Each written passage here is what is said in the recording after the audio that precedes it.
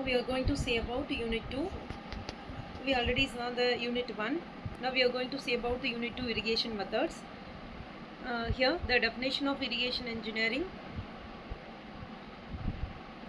the objectives of irrigation, types of irrigation methods, water user efficiency, crop productivity. These all includes in the irrigation methods. First one is the surface irrigation. The water is distributed by what is surface irrigation? How it is works? The water distributed by the gravity. It is widely used methods in our country. Mainly it is used for very low cost and easy maintenance. It requires a land leveling alone. This is about simply said about the surface irrigation.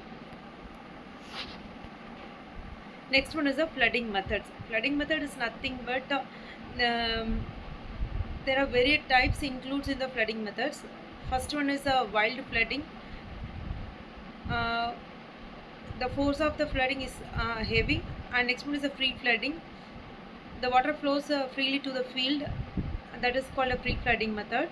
Next one is the controlled flooding methods, where the basins were constructed around the field to control the water. Next one is a low cost.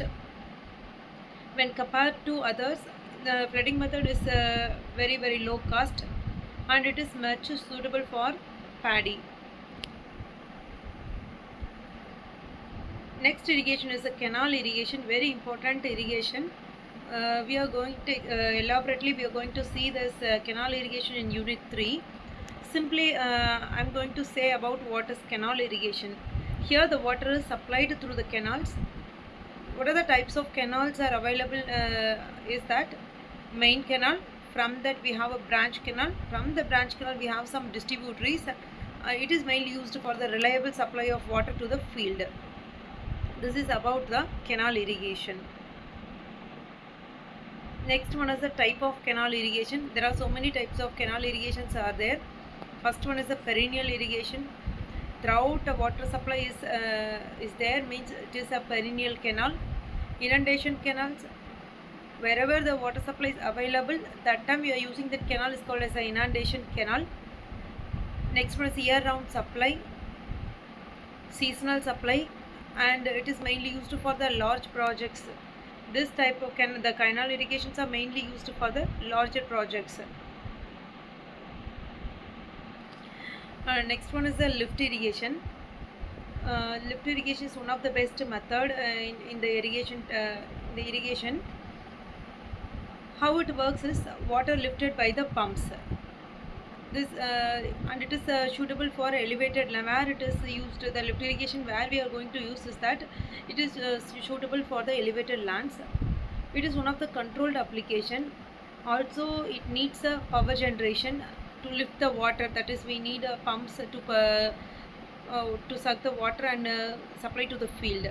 So we need a power generations, and when compared with other irrigation, it is little bit higher operating cost when compared with other irrigation methods. Next one is the tank irrigation. Tank irrigation is nothing but storage of waters in a tank and supplying water to the field whenever it is needed. This is one of the traditional system. It is mainly for the rainwater conservation, where the groundwater recharge is also low. That time we are going to use the tank irrigation methods. It depends upon the rainfall. Next one, sprinkler irrigation. It's very important and very useful method of irrigation is the sprinkler irrigation. Here the water is sprayed like a rainfall, and the water is applied uniformly to the uniform distribution is available in the sprinkler irrigation. It is mainly suitable for the uneven lands. Here the water saving is more when compared with the other irrigation method, but the cost of initial cost is high when compared with the other irrigation methods.